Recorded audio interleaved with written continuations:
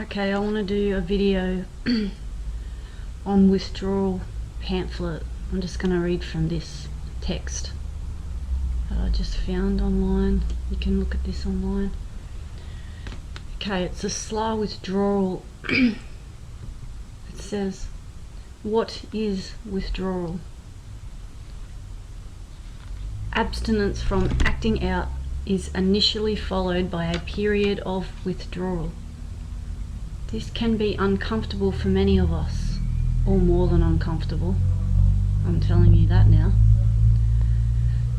Our bodies go through unexpected physical changes. Our emotions hit highs and lows we never imagined possible. Yes, that is true.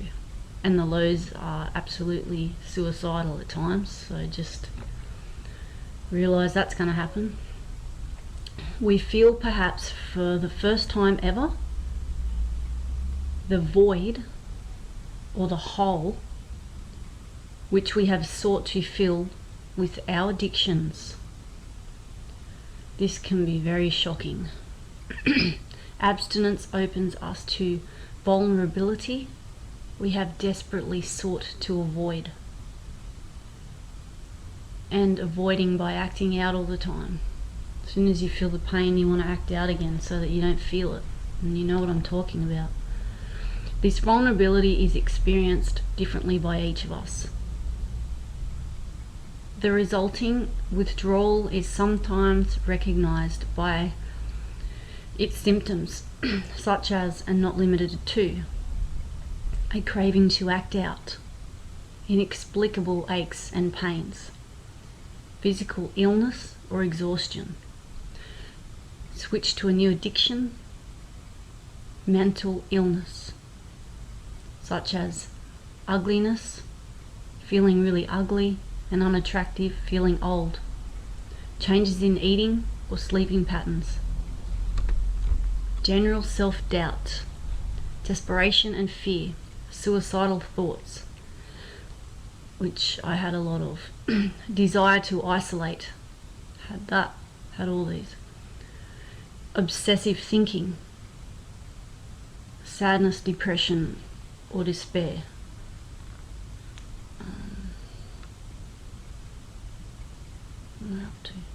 dreams of acting out, emotional highs and lows, irritability, to say the least, anger or rage, preoccupation with fantasy, confusion or trouble concentrating, feel like you can't do anything around the house, you just feel like you can't move, you can't get motivated at all at times, questioning. You start questioning our interest in the Slaa recovery. You know, your Slaa wants you to abort it because it's painful, but you can handle it because I got through it and I'm still here and I'm still going through it, a bit of it. If we aren't acting out, then what do? You might ask. The following suggestions have provided and proven helpful in getting people through the experience of withdrawal. This list is not meant to be absolute with advice that works for everybody. If you find something is not working for you, then feel free to stop doing it and try something else. The important thing is that you don't give up and you don't give in. So here we go, here's a couple. So this is what we do. Don't act out no matter what. Read chapter 5 in the basic Slaa text, Withdrawal. If you can get hold of that book, you go to Slaa meetings to get that book. It's the Slaa big book. Get a sponsor, even if it is only temporary. Keep it in touch with them. Make a contact list of safe Slaa program members and call them whenever you need to. And do it. You don't want to do it, but you have to do it. Ask safe Slaa members to call you regularly. Spend time with safe friends and family members. Write in a recovery journal. Write down the first steps and go over it with a sponsor or a member you can trust. Take good care of yourself. Get plenty of sleep. Eat a balanced diet and a healthy diet. Drink plenty of water. Connect with your higher power. Do things that are fun. Painting, singing, dancing. Take up a beautiful new hobby. Just try something new. Clean your house. And the big thing is, for me, which I did this, is I got rid of all my old photos. So I'll add to that in a second, but I'll just read this. Get rid of old love letters, pictures, porn, anything else from your past addictive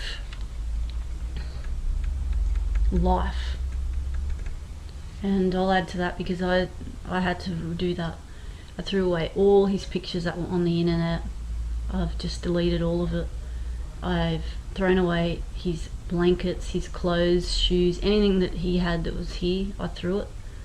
And I also moved house.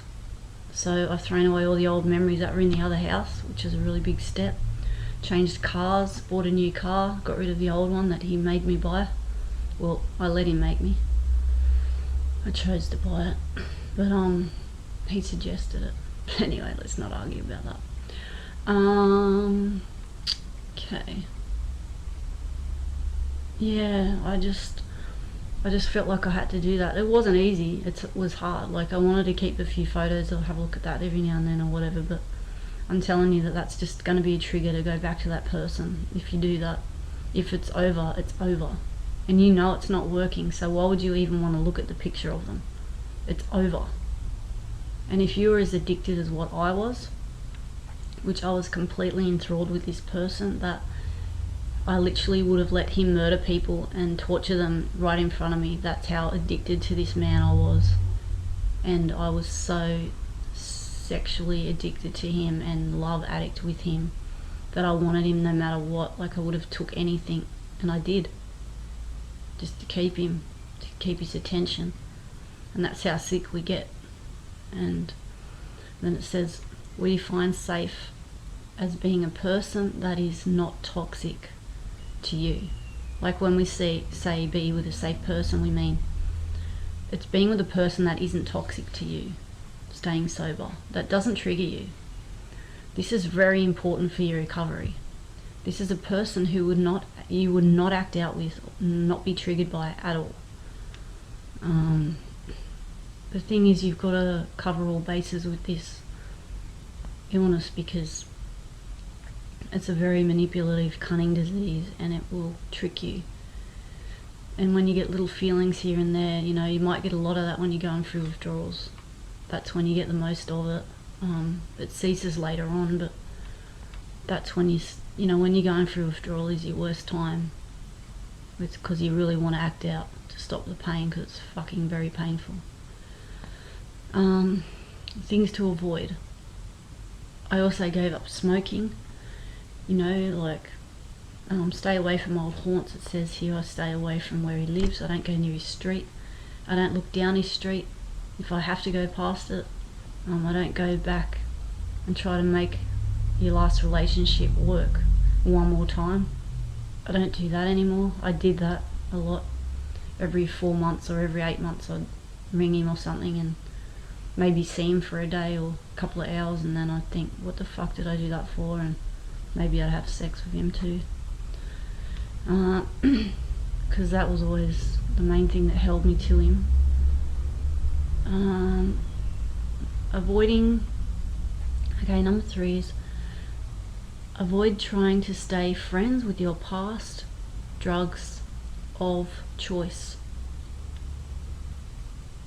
In a moment of weakness, which you will get a lot of in your withdrawal, even in recovery, in your moment of weakness, you will get sucked back in. Trust me, it's happened to me lots of times. As soon as they ring you and you hear their voice, that's why you got to change your number. And you're not going to want to do any of this, but I'm telling you that you have to do it. You will have to do it. Do you want to keep feeling this pain? Do you want to keep going back into this shit and copping this crap off this person? And you know they treat you like shit. Don't fool yourself anymore. Stop lying to yourself. Tell yourself the truth. Don't isolate. Get around women if you're a woman. If you're a man, get around men. Do stuff with them, fun stuff. Like even go for a walk with them or ring them and have a chat to them. I need to do a lot of that. I don't hang around men. I don't talk to them. If I have to say something to them at an AA meeting, then I just do that, but I don't really. I mainly ignore them. Just fucking can't stand them really, but I'm working on not hating them. I've done a lot of work on that. You have people in the program you can reach out to, and they want to be there for you. Remember, they want to help you. I want to help you. It makes us well to help others. Not a lot of people realize that, but you got to give it away to keep it. And for me, the most important thing is to help other people get through this and not have to die. People commit suicide because of this stuff. They kill people, they torture people, they rape and kidnap people. It's in all of the murders and sadistic sexual crimes. You know, all of it. And porn is behind a lot of it. You know, sex addiction. So you will get sicker than you realise if you don't stop. So good luck with it, and I'm with you. I'm going through it too with you, so let's do it together and let's not muck around. Get support, and love and peace be with you. Bye.